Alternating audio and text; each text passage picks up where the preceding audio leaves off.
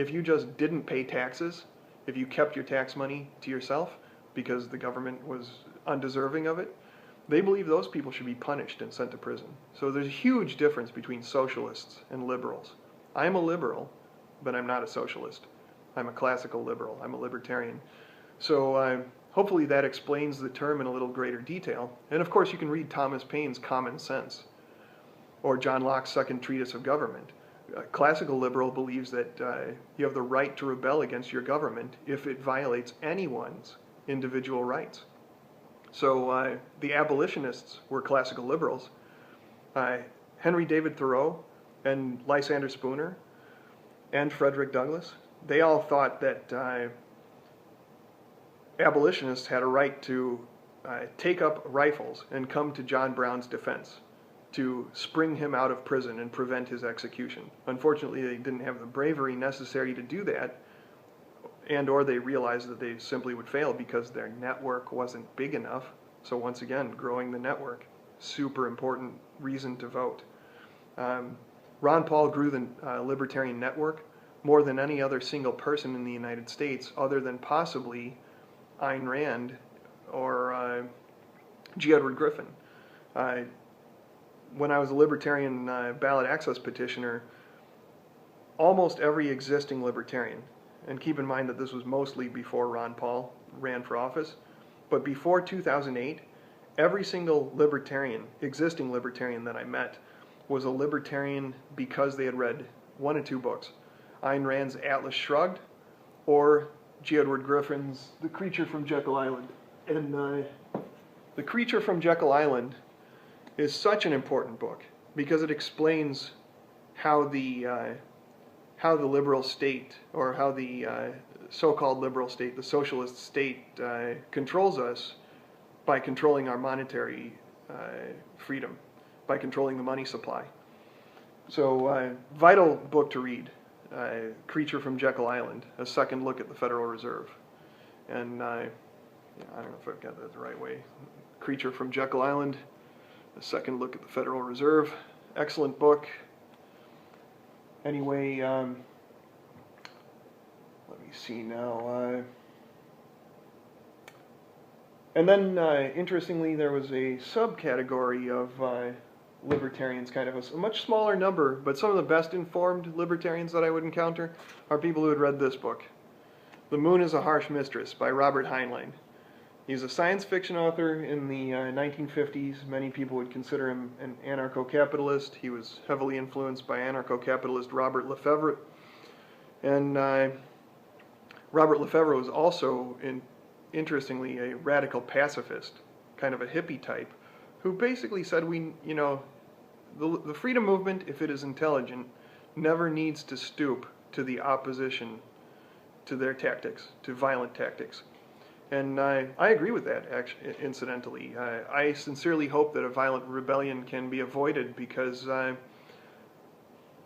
if you refuse to comply with the government and you make it known that you are willing to engage in a violent rebellion, if they become a dictatorship, and I mean a dictatorship that outlaws the last step on the pathway to dictatorship, that if they outlaw freedom of speech, if you are no longer allowed to speak about politics, or you're no longer allowed to speak effectively about politics, because the state encourages ineffective and ineffectual resistance.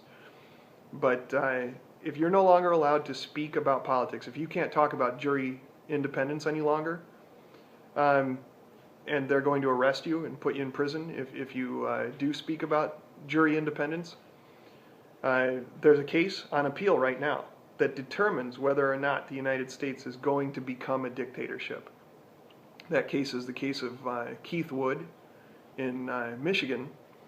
And if Keith Wood in Michigan goes to prison for speaking about jury rights in front of a courthouse and handing out jury rights pamphlets, the way that the abolitionists, and before them in England, the levelers, spoke about the right of proper jury trial, if he goes to prison for that, we have lost freedom of speech in the United States of America, and now technically we're a true totalitarian dictatorship because the incumbent politicians can punish anybody who effectively opposes them.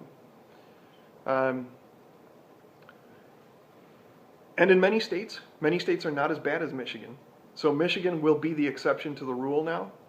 And I am not in Michigan. I should point that out. I'm not advocating violent rebellion for myself or anyone else.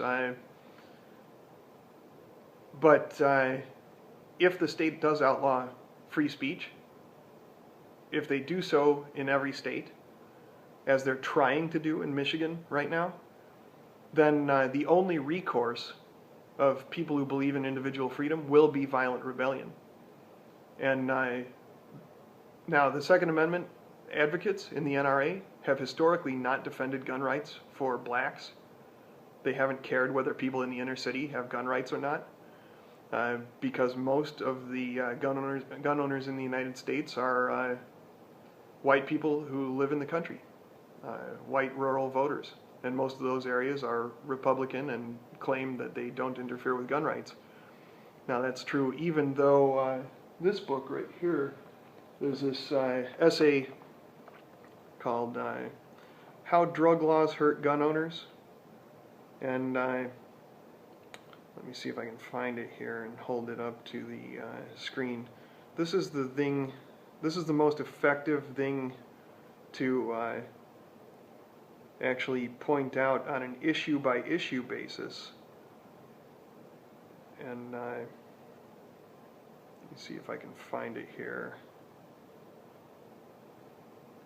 Well, there's America's Unjust Drug War by Michael Huemer, H-E-U-M-E-R, Michael Huemer. And he's a incredibly persuasive libertarian from a moral perspective, which is the perspective that all libertarian candidates should be arguing from, is the moral perspective and the legal perspective, not the economic perspective, because people don't understand economics, generally speaking. So that's an outstanding essay in the book. Doug Casey, an anarcho-capitalist, famous anarcho-capitalist, who supports jury nullification, by the way. And he supports also getting seated on the jury and not grandstanding and getting kicked off the jury. That's important to note. Doug Casey's essay, The Drug War as the Problem, is also an excellent piece. And these pieces are all that is necessary to convince most thoughtful people to become libertarians. And you'll run into about 2% of the population is thoughtful. It's kind of in opposition to the percentage on the other side that are pure psychopaths. And here it is. It's chapter 12, How Drug Laws Hurt Gun Owners. This has made a lot of thoughtful conservatives into libertarians, because that's the ultimate resting place of any thoughtful conservative, is libertarianism, because the social conservatism is illegitimate. It's not legitimate in any way, shape, or form. And no legitimate argument exists for social conservatism. Almost all of the arguments are religious arguments, which therefore place it in the same camp as Sharia law, because you're suggesting that government force is necessary to protect your religious views. That's the opposite idea of America. That's the opposite idea of free speech. So social conservatism is completely illegitimate. And if you're fiscally conservative but socially tolerant, you're what's called a classical liberal or a libertarian. So those various essays are great. They create a lot of libertarians. Libertarian candidates should consider, if they're in a venue-appropriate setting, printing off copies of that essay, How Drug Laws Hurt Gun Owners. Like if you go to a gun show and you're portraying yourself legitimately as the Second Amendment candidate, then print that off, because all of the tactics that have been used against drug users have been used against gun owners at a later date.